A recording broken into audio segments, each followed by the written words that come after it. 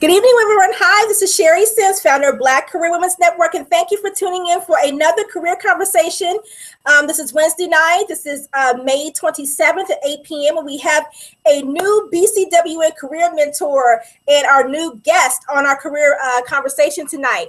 Her name is Francine Parham. Francine is a professional network specialist. So I'm going to tell you a little bit about her in just a moment. But first, for those of you who are possibly viewing for the first time, welcome. And you can become a member at bcwnetwork.com. We would love to have you. And also, too, you can tweet your questions to us. Also, if you're in the Google Hangout, you can also type your questions into our Q&A box. And you can also Facebook your questions to us tonight as well. So get your answers ready because we're going to be learning all about networking tonight. But first, let me share some things with you about Francine Parham. Francine is an accomplished business professional with expertise in professional and leadership development. She is the creator of Maximizing Your Network, which is a professional development program that focuses on teaching individuals how to build and interact and, as well as maintain the professional networks. Francine speaks and she consults with public and private sectors in business, organizations, and with individuals, focusing on the science of social network, social systems, right? Francine, I think I'm saying that right? Social network systems, networking strategies, and also effective utilization of network processes, approaches to achieve desired outcomes. Her current work, pretty much what she does right now, focuses specifically on the utilization of organizations, professional networks to accelerate and advance and provide access for women and multicultural individuals. She also writes, and she publishes articles, and she's currently working on a book. And Francine, she has a website, which is francineparham.com. And you can also find her Twitter on Francine Parham as well. And we'll be sharing those social networking sites with you at the end of the conversation as well. She's a strong advocate and supporter and really believes in the power of networks and affiliate groups and sponsorship and the development of strategic connections and mentors that really helps to develop us as career women, not just Black career women, but career women overall. So I want to go ahead and do an introduction to her because tonight, what Francine is going to be doing is sharing with us the 5 steps to creating professional networks. So before we go ahead and start diving into our career conversation about that, Francine, please introduce yourself to our BCWN family. Well, first of all, thank you so much, Sherry. I am so excited to be here, and I am so excited to speak to the BCWN network. As you know, I have a lot to say. I am very, very excited about being able to share my experiences, what I have been involved in, and the things that I have known over my professional career. So, one of the things that I know, and all of us know, that your network plays such a vital part in your overall success, whether it's your success relative to your career, your personal life, whatever it may be. I've never seen anyone achieve anything alone. So your network plays a vital role, and I'm here tonight to talk about it. So thank you for having me. Oh, you're welcome. So let's jump right in. So let's talk about this. I know you have 5 steps to creating your professional network. So you're saying network doesn't ensure success, but your network can definitely can be just that, where it doesn't. Well, I guess what I'm trying to say is that it doesn't secure it, but it definitely can help. So having a robust network can create and shape and maintain meaningful connections with others, right? So it means having the right resources, the right people. It complements your skills. It assists with you achieving your goals, building the right relationships, and invaluable resources. So let's kind of jump right into this because we have 5 to cover. We got an hour or less than that now. We've got 55 minutes, right? So let's talk about step. Oh, we can do it. We can do it. So let's jump right in and talk about step number 1. Ensuring you are super clear on your goals. What does that mean for the viewers who are listening to us right now? And viewers, please write this down, these steps, and we'll make sure that they're available after the video is over for you to be able to see. But the first step that Francine is going to share with us is ensuring you are super clear on your goals. Why is that the first step when it comes to building a professional network? Well, Sherry, that is the foundation. And so at the end of the day, all of us know that, it's really important to ensure that we have the right goals. Because, I talk to people a lot about the difference between networking, as in the verb, ing, versus developing their network, which is the noun. And so I spend a lot of time saying, in order for you to have a robust network, as in the noun, you have to understand what your goals are. And you have to understand, in essence, what you are trying to achieve.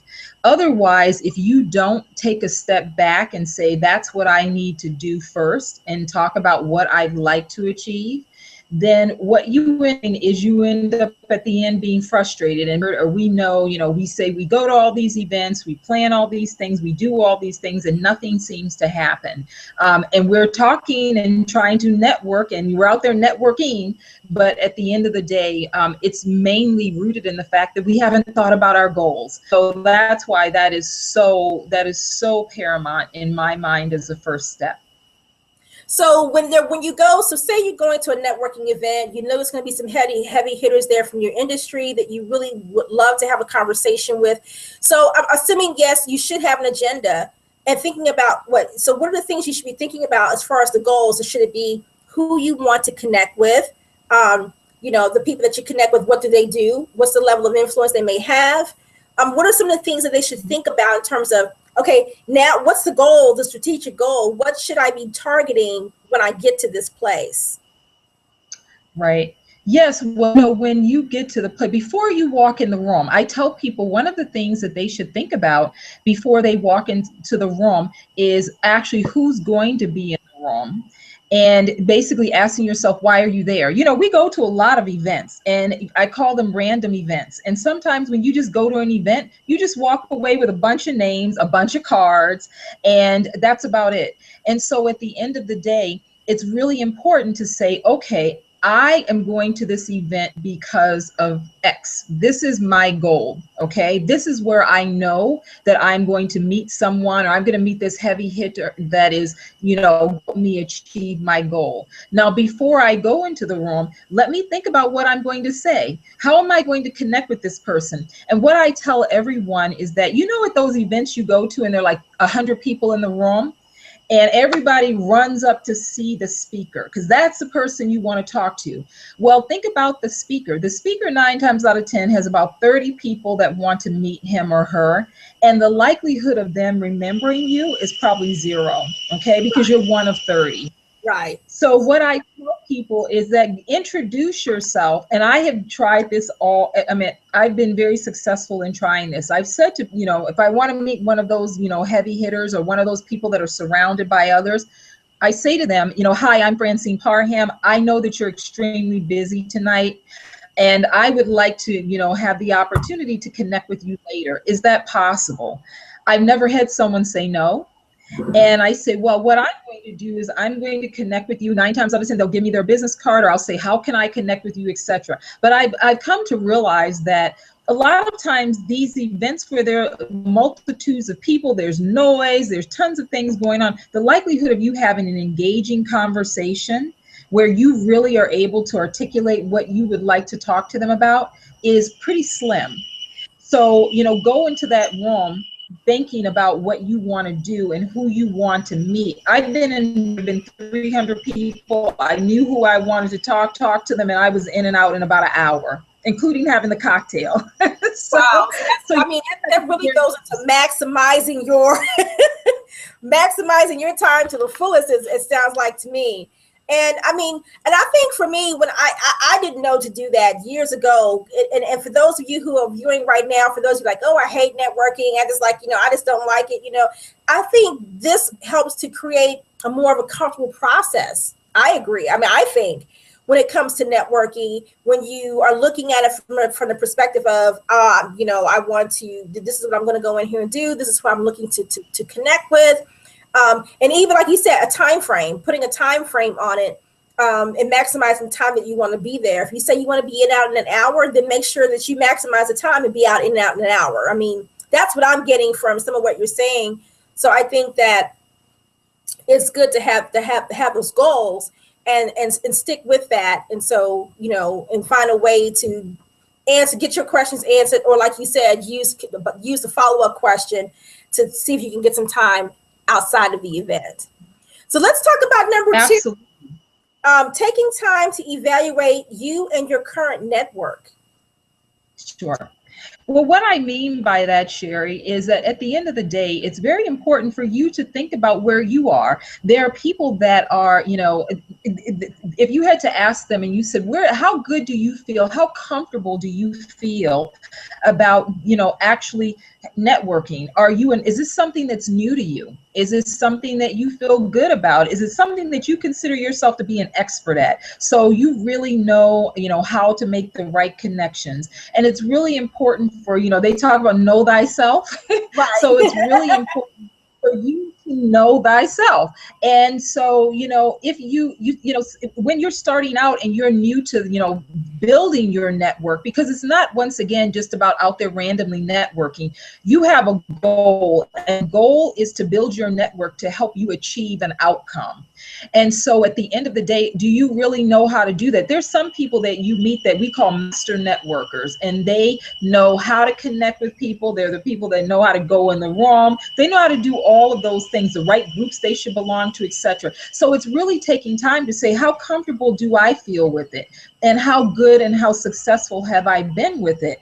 And usually how, figure that out is to actually look at your own network. So I tell people, take a step back and say, you know what, here's my goal. What type of network do I have? So as you said, Sherry, I'm working on writing a book right now. And so it's not that, I have a big network, and I've spent, decades developing this network. But right now, my goal is to try and get my book published. I love tons of people in my network, and I try to stay connected to all of them. But right now, what's important to me is getting my book published. And so I'm looking in my network right now, and I'm connecting with those people that I think can help me or connect me in achieving that goal. So it's very, very important. And I love my friends that, are doing some other things right now, but right now I'm laser focused. And so I am assessing my network, and I'm paying attention to those people. And, there may be another habit. It doesn't mean that you exclude people. It just means that you are very purposeful in where you are trying to go and who can help you as well. Awesome. So let's talk about this real quick. I think this will also speak to number 2. So explain to the viewers, is there any difference between someone who is a young millennial who is looking to build a network and someone who maybe is a mid-level professional or a senior level executive who has a solid, robust network? What would be the different things that they need to go into, or what kind of goals need to be set differently for both someone who's a millennial versus someone who's a mid-level professional in terms of, their networks? What, is there anything different that they should be building within their networks at these different levels in their career? Sure. Well, when you are a millennial and you're starting out, let's just say, you're starting out in your career. I mean, your network will probably be very operational because you're new maybe to your job. For example, you're just starting your job, you're just starting to develop a network. So a lot of times your network will consist of people that are able to help you do your job. So I call that sometimes an operational network. They help you get things done, right?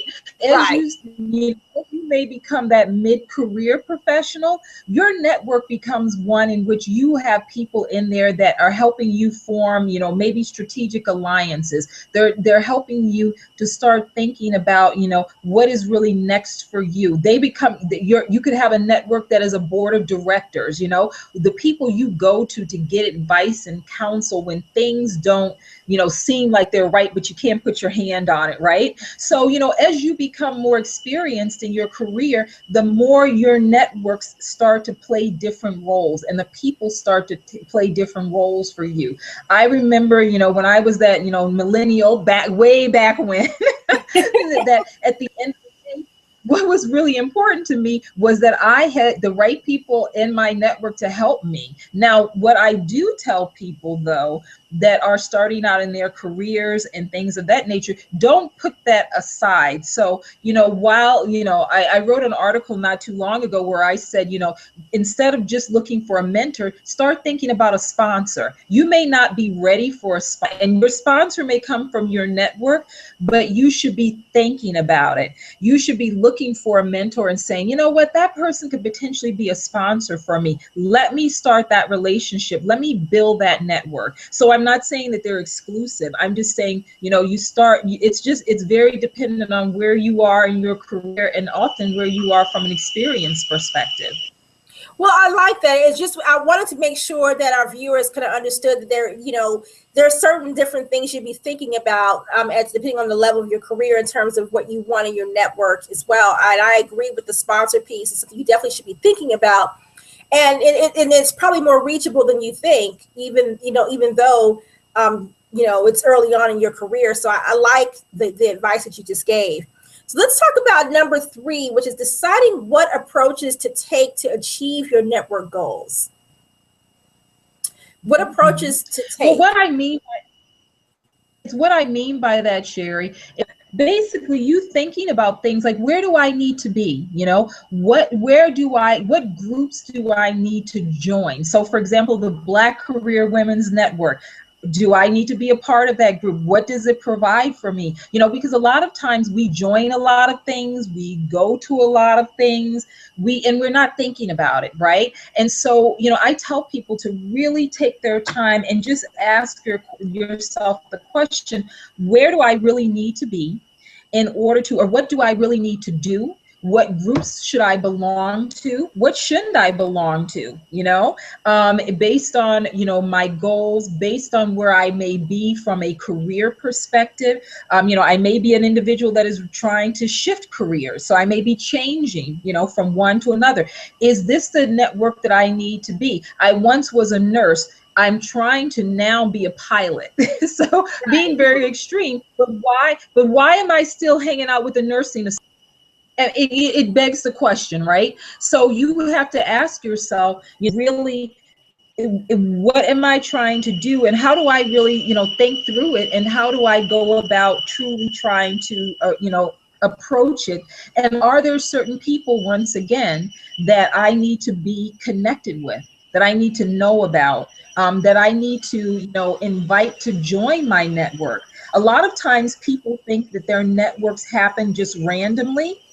And sometimes they do, but what happens is that you run the risk of having a random network, and you have, you get what you create. You create randomness, and if that's true, and you don't want randomness. That's not really your objective. So let me ask you this: so as you grow in your career, and I just did this interview for a publication, and we're asking about friends and how does your friends impact your success, or how does your success impact your friendships? And when you said that, I just thought about something, because if you're networking, if you're trying to be strategic in, like you said, diversifying who you meet in this group, right? I mean, you want to diversify your network, of course. But should it be different variations of, I always talk about on some of my career conversations and our Real Career Talk calls, Tuesday calls, about making sure that not only do you diversify your network, that you're looking for people who are smarter than you to surround yourself around so you can learn more. So, should you be looking for people who are peers, people that you can collaborate with, people that you can learn from, a sponsor, a mentor, but also people who are at the level you want to be at, even though it may take you 5, 6, 7 years to get there, wherever the time frame is.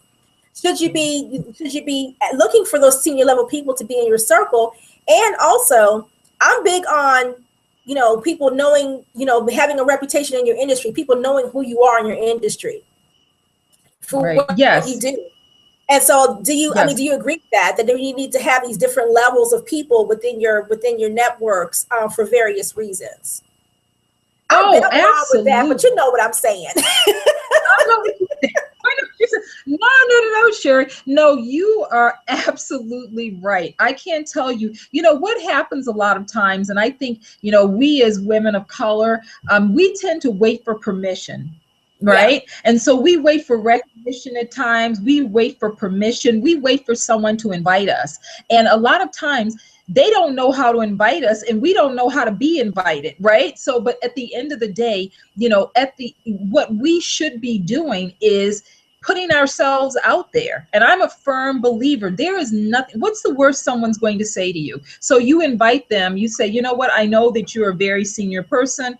I've watched you. I have aspirations one day to be with you. Do you mind if you and I get together and just have a cup of coffee to talk, or a cup of tea, just to talk? I'd love to learn about your experiences. You get to know them, and over time, they are in your network just because you did that. Now, it depends on what you want to do with that. See, that's the whole, that's the whole savviness of being an astute networker. You don't have to say, will you be in my network?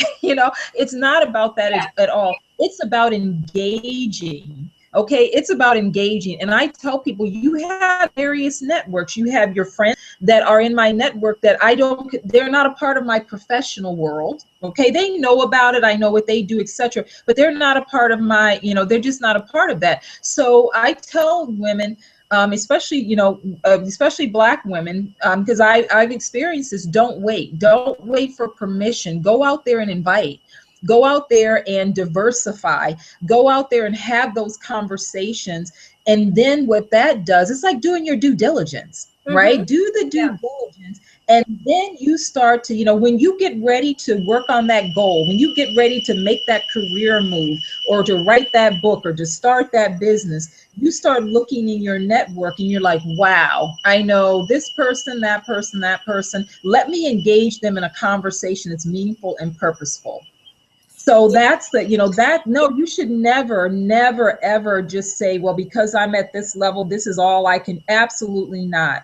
Yeah, and I just want viewers to be able to understand that you should be diversifying that in terms of having different levels, even within your own industry, having people who are different levels in your industry and being connected with them. And I think one of the things that always worked for me when I was in HR was connecting with other people, specifically females, in my industry, and say, let's get together with coffee and let's talk best practices.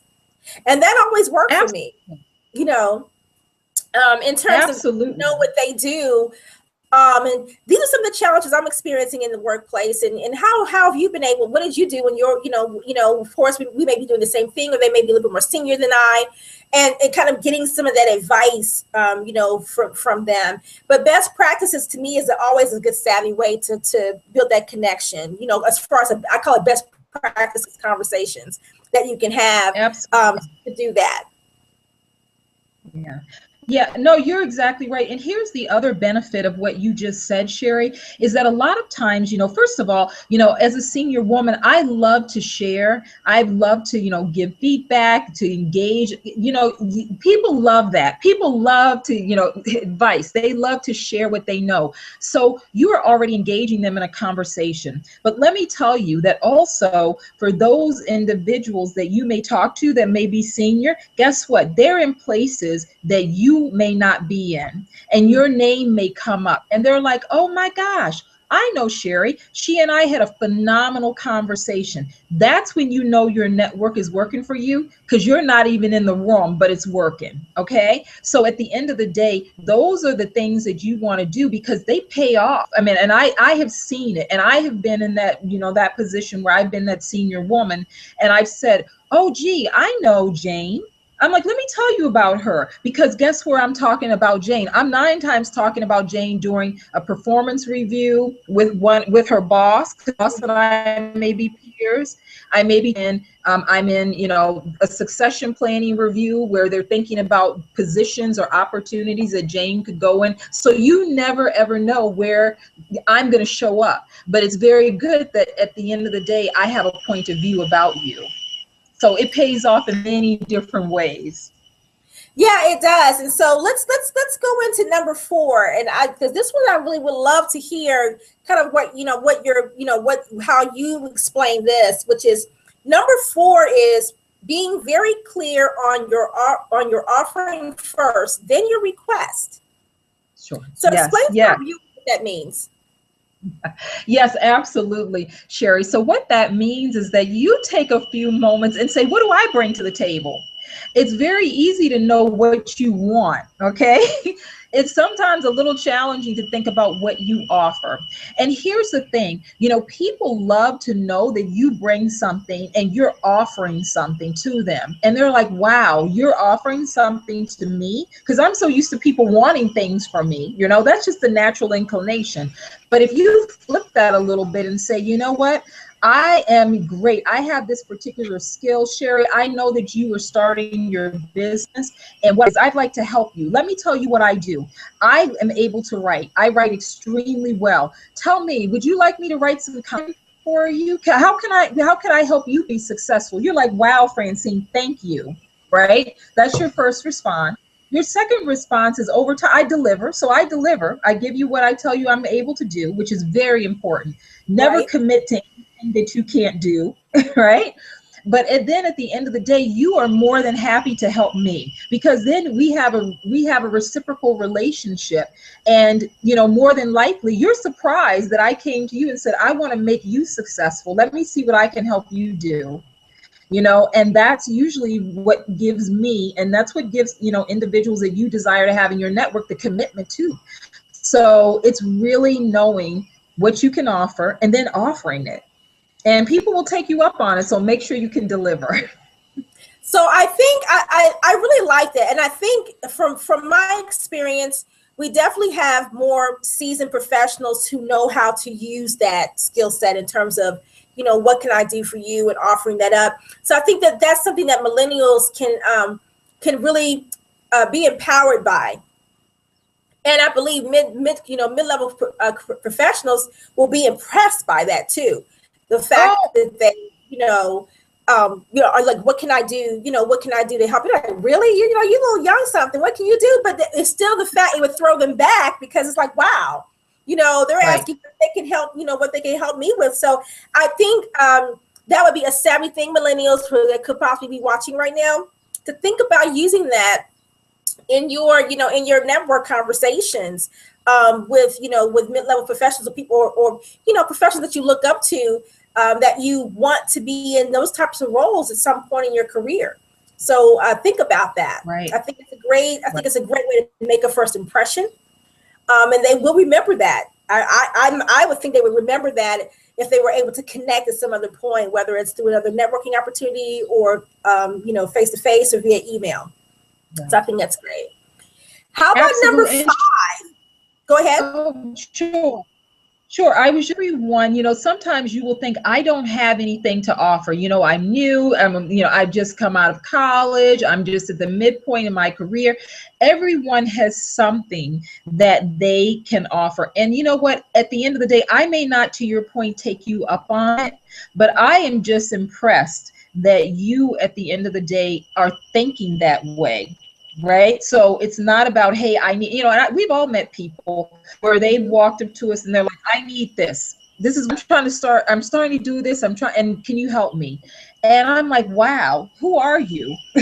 Who are you? And why are we having this conversation? Because that tells me that it's all about you. That's all. That's the signal it gives me. And so at the end of the day, even if, and even if I don't take you up on it, and 9 times out of 10, I won't, it says so much about you. So number 5, sorry about that. That's okay. No problem. No, anything we can add additional for them is great. So now number 5 is ensuring that you are really accountable to your network. And you and I talked briefly about this earlier today, and I really love number 5, which is, being accountable to your network. So let's talk about that in a little bit, because I know we do have some time. So let's talk about what being accountable to your network means. How do you define that, Francine? Sure. Well, being accountable to your network means that you do what you're going to say you're going to do. you follow up with those that are in your network, that you spend the time that you need to be. And this is often, Sherry, the toughest part of, developing your professional network, because we are all busy. You and I were just talking earlier today, and we're like, wow, today is like Thursday. It feels like it's Friday. Is it old? It's so much going on in our lives, but you have to really make sure that the things that you commit to, those that you have in your professional network, that you actually do, and that you actually follow up on, and that if it's important, like, don't call me only when you need me, right? And it's okay if you and I have that from if we contract on that, like, I'm like, hey, Sherry, you know what? I'm running 15 miles an hour at times, and I probably won't talk to you every day, but we're just like good friends, and you and I are in each other's network, and we have that understanding. Then that's great. But I have people that haven't talked or spoken to me in a year, and I'm like, hi, and they're like, hey, I want to ask you something. And I'm like, wow, I'm like, really? See, I have a title, or I should say a phrase for them. I call them, like, takers. So they're there to take from you. I mean, a very gracious way, very nice. How's it going? But you know why they're calling you. And so you don't ever want to be that type of person that only sees, those individuals in your network as someone or something that you can get something from. You really want to be accountable to them just as they are accountable to you. So that's really super important, and that's very respectful. No, I think that it really is important, and I think that and having that authenticity about who you are shows, and so you don't want it to feel like you've got some sort of hidden agenda by from what you're doing. So it's important to be able to display all of that and being sincere in your purpose of why you wanted to connect, being clear about that in the very beginning. About why you're wanting to connect, I think makes a difference in terms of how they even receive you and want to continue to get to know who you are. So that I think is important. So I want to back around, because I know we still have some time, about the approaches to take to achieve your network. Because one of the things that I remember when I started getting more comfortable with going to events and talking to strangers, is what I used to say. I don't say that anymore, but I used to. And getting them to know who I am.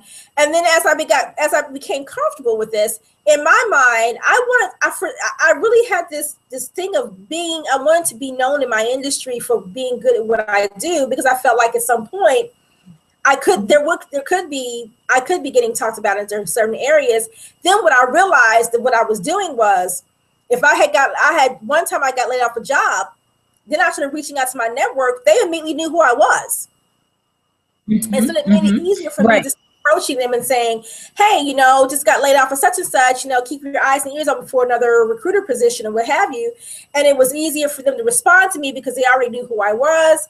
And it just made it a lot more comfortable for me too. So I think for me, and tell me how much you value this about, really having that reputation in your industry. Because if you could be great at what you do, but if no one else in your industry knows about it, how are you going to make those connections? So if that was me and I had no one that knew that I was in the industry except for my immediate workplace family, and I'm putting it out there that I'm looking for another opportunity, they're like, who is she? I didn't know she worked there.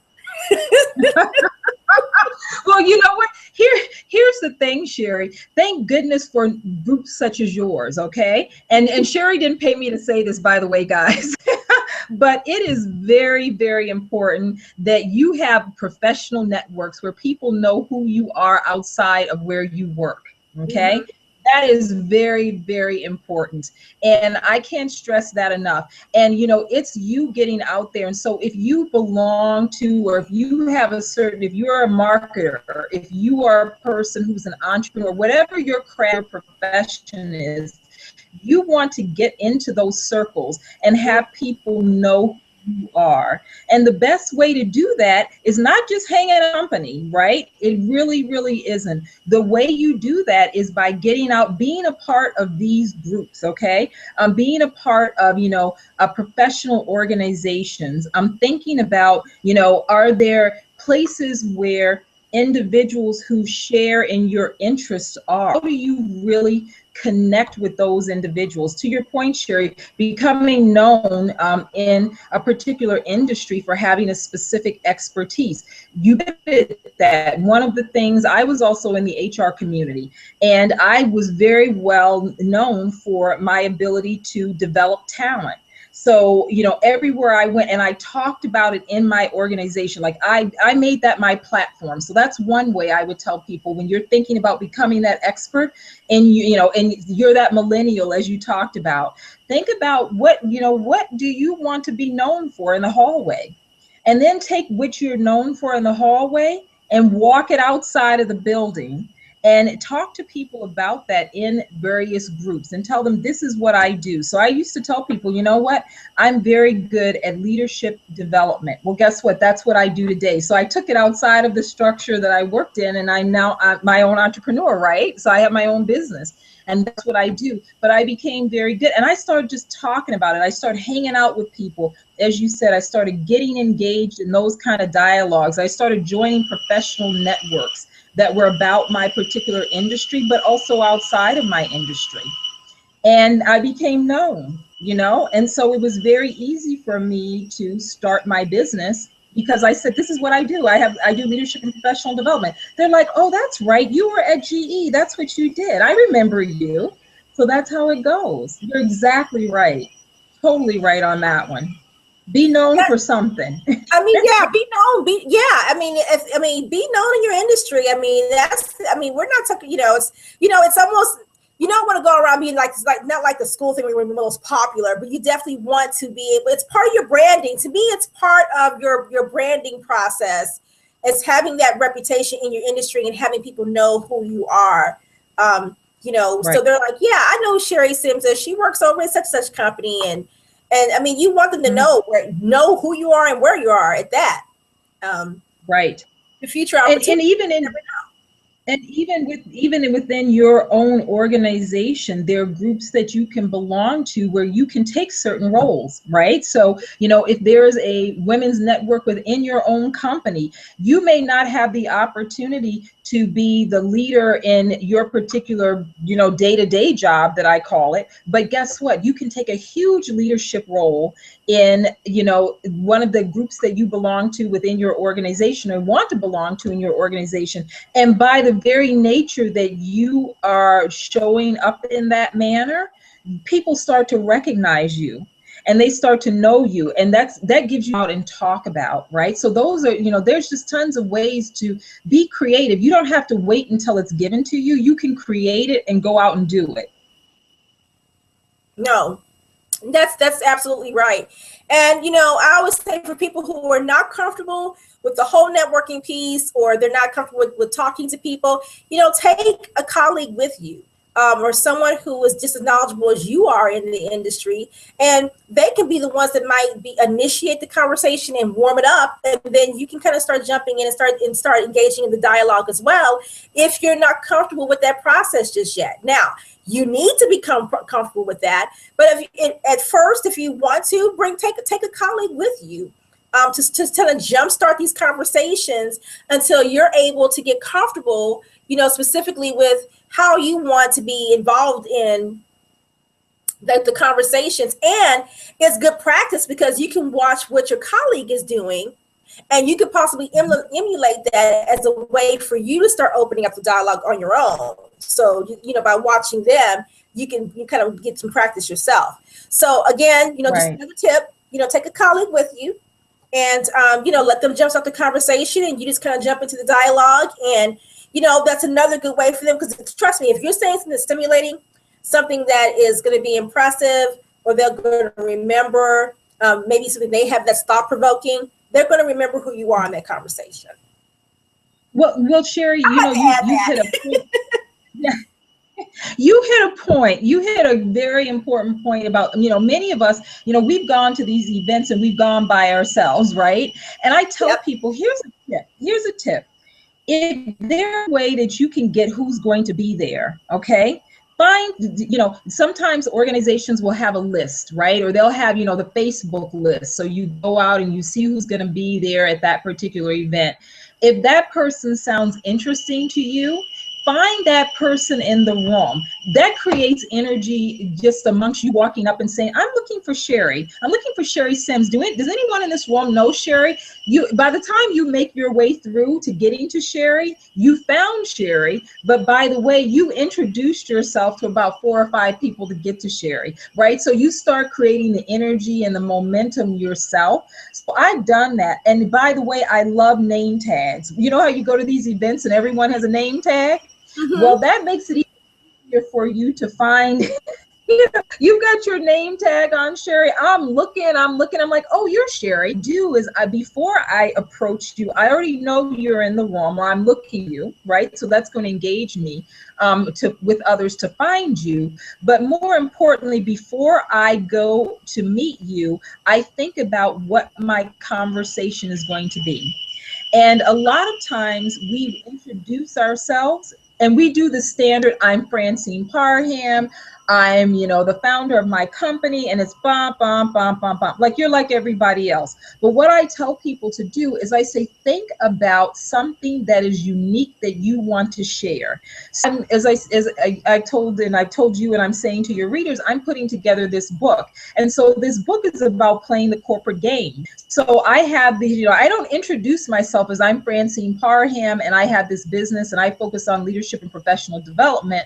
I introduced myself as Francine Parham. I'm working on this book about playing the corporate game. I said, do you know anything about the corporate game? And I start a whole different dialogue. That's how they remember me. And it's not so much about what I am, but it's about the exciting things that I'm doing that make people remember me. And so I like that approach. I'm gonna have to start doing that. Hi, this is Sherry Sims. I'm writing a book about secrets every Black woman should know in the workplace. Do you know about secrets we need to know about? And I'm like, yeah. I'm like, oh, wait, what secrets are we talking about here? I'm like, when's your book coming out? I need to hear about this. That's where, and then I'm like, what? She's right. And I'm going to go tell people about you, right? So at the end of the day, that's what it's all about. It's about leaving them with something that is unique about you. Don't just tell them about your name and your title. Everybody does that. That's great. So tell me a little bit about. But here's the thing, okay? Because I talk about a lot on the real career talk calls we do on Tuesdays. I talk about it in career conversations. We write articles about the stuff, and you have to know who you are. And we're not talking about personally, but you have to know who you are as a professional to be able to speak to that, right? You need to be able to say, what is it unique about you? What are your strengths, your gifts that you want to share that that can be memorable? But you have to be able to know who you are professionally to be able to speak to that. I mean, I think you do. You need to know what that is. Yeah. And if you haven't thought about that, then I mean, what have you been doing? Because you need to be able to speak to who you are. Right. Yeah, I could ask you who you are from a personal standpoint all day long, and you can tell me everything about how you act a fool at home. But I need to know who you are as a professional in terms of, what are your values? What do you stand for? What are your strengths? What are your weaknesses? What is your vision? What is your goals and ambitions? Things like that. Right. So what do you have to know who you are as a professional to be able to speak to or describe what you feel is unique about you. Oh, yeah, absolutely. Yes, absolutely. You've got to own you, and you've got to be authentic, and you have to be your authentic self. And so what are you proud of that you do? What are you excited about that you do at work that you want other people to know about? Because once again, it goes back to establishing the brand and who you are and who knows you. It's not, building your network is not just about who you know, right? It's not just about that, right? It's about who knows you, who do you know, and how do you get things done? So that's that's that's the important part of having a professional network. Those are the components that are really important. So you've got to bring your real self, because we all know, I know that, this, your name, your title you work in. Is there anything else that you want to share that wants me to even be a part of your network? Don't forget that, you may want me, but I may not want you, right? So at the end of the how do we bring our authentic selves and help each other out? Because that's really what it's all about. It really, really is. No, I think this is great, because in helping you to make those genuine connections as well, and being able to stay memorable, and have them not forget who you are. So one thing I want to talk about that we didn't have, that you didn't have as a step in here, is the follow-up piece. I know you talked on it briefly.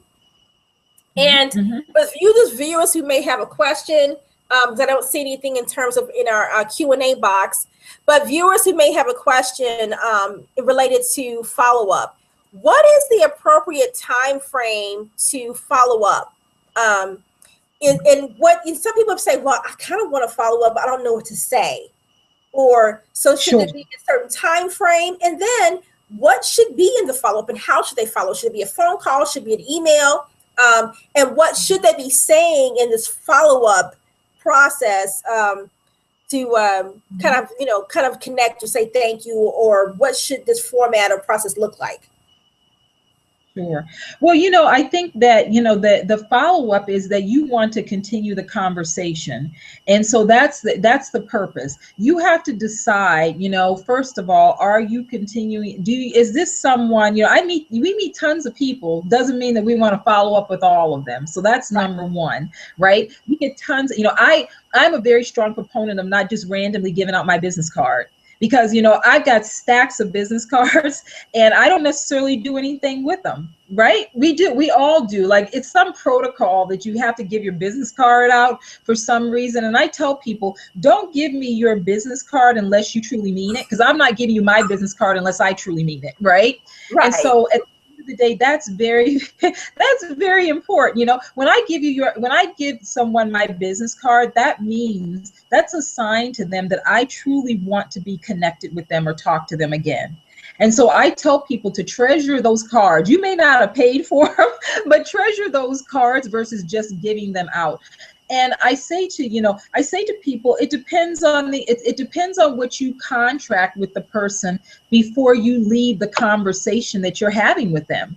So if you say, hey, I want to follow up with you, I'm going to make sure you do that, just to say, can we continue the conversation? Oh, by the way, just want to thank you for the conversation, but try to understand what you are going to do before you two go away. Okay. So if I tell you to continue the conversation, I get your email address, then it's really important that I follow up with you to set up a time to do that. If I am just getting your email address because, I want to add it to my list of people or whatever, then I don't make commitments that I don't have during that initial conversation. So, it's very dependent on what you are contracting with that person when you're introducing yourself to them, and really if you want to continue that dialogue. And I tell people that if you do want to continue that dialogue, don't wait 2 months to do that, because so many things have happened in 2 months. I've gone to another event. I don't even know who you are anymore, right? Something that was so memorable. I don't even know who you are. I'm like, oh, So, the thing about it is be, even if it's just a quick email, even if it's just a quick, call to say thank you or whatever, but make that decision when you're talking to that person that you want to follow up with them. And if you want to follow with them, make it happen. Don't just wait. And decide, and ask them if possible, because people say, oh yeah, give me, yes, definitely, let's stay connected. And what you should be asking them is you should be saying, so how do you like people to stay connected with you, Sherry? Do you prefer, should I give you a call? Should I send you a quick email? And you'll probably say, well, I get tons of emails. So you know what? Shoot me, here's my phone number, quick call. Yeah. But those are the things that you have to be a savvy networker and ask. So I tell people, never walk away from the conversation if you want to continue the conversation without knowing what you plan to do or committing to what you're going to do next, right?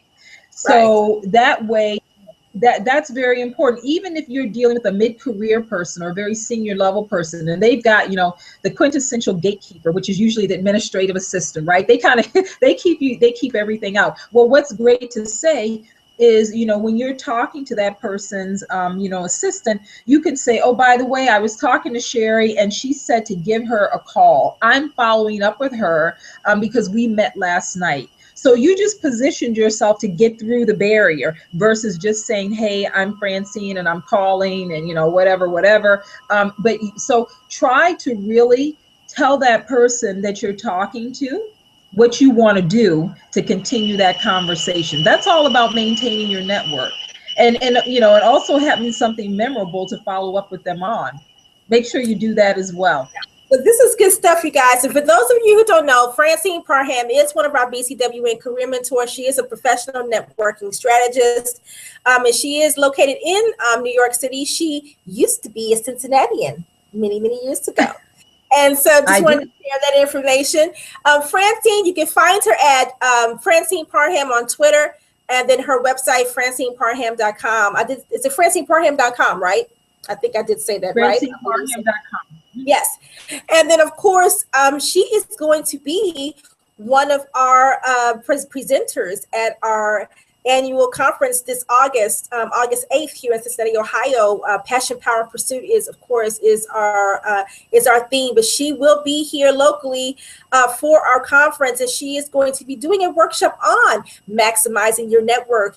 And so you'll have an opportunity to meet Francine and experience her workshop and learn more about the art of networking, and also, you know, be able to talk to her one-on-one, possibly if she has time, of course, because she'll probably be a busy lady in talking to during our networking reception at our conference. But she will be here for our conference on Saturday, August 8th, and you have an opportunity to meet her for those of you who are going to attend.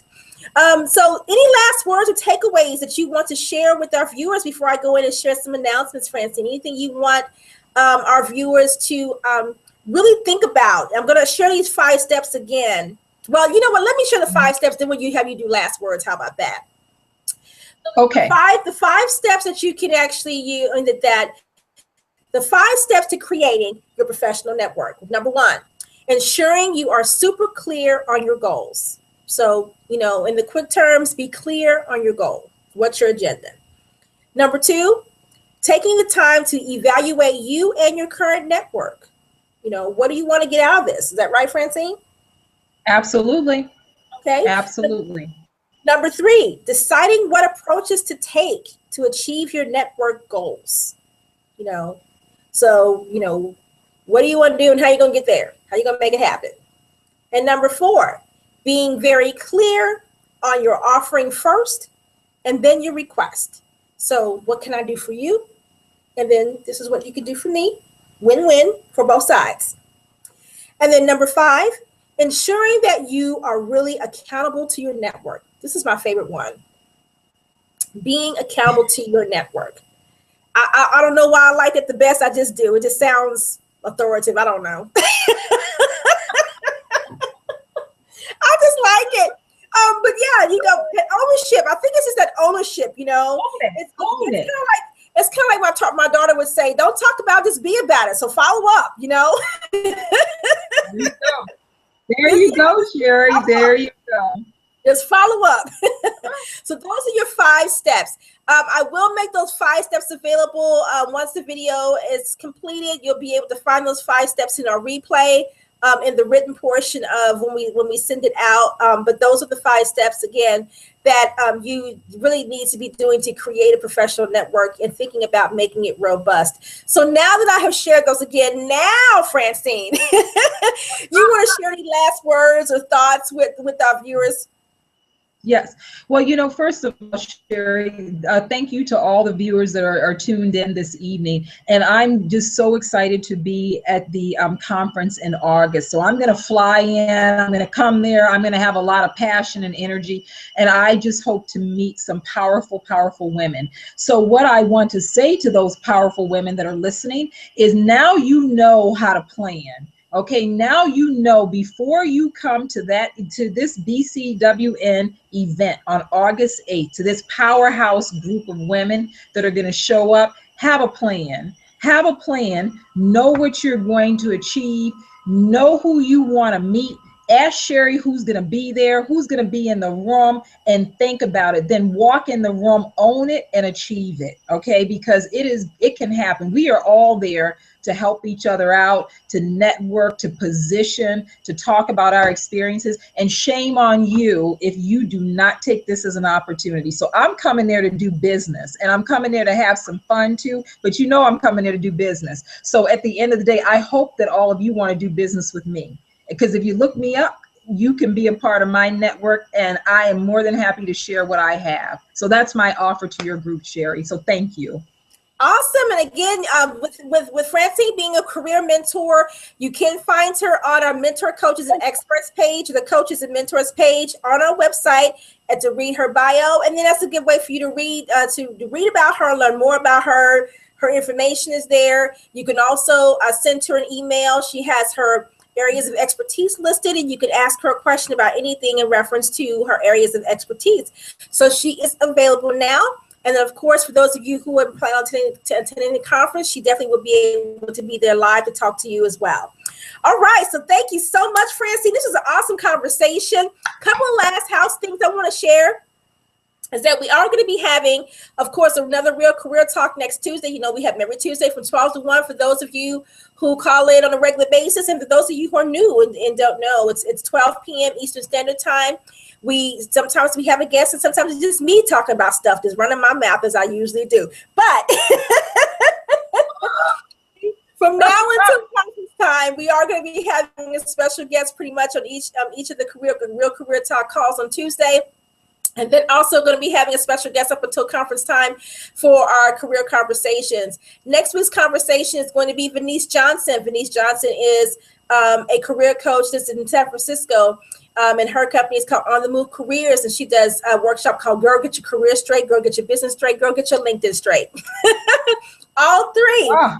And she will also be at our conference on August 8th as well. Venice just completed our Real Career Talk call with us yesterday. It was such a dynamic call where she talked about, specifically learning how to have difficult conversations. It was a fantastic call. So we talked about that yesterday, but Venice will be on our career conversation next Wednesday at 8 p.m., same time, same place, my same background, and we'll be here.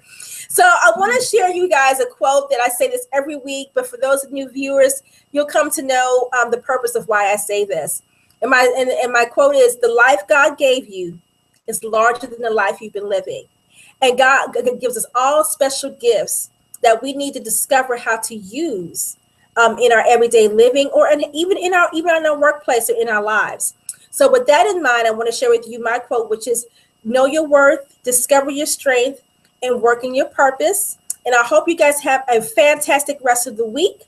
And look at that, we're starting off 2 minutes early. I can't believe it, Francine. We always go over. Oh no, is that a sign? I know. I want you guys to have a fantastic week. And I guess you know what I should do before we decide off. Let me make sure that we don't have any, if our viewers don't have any questions in our box, and I don't see any.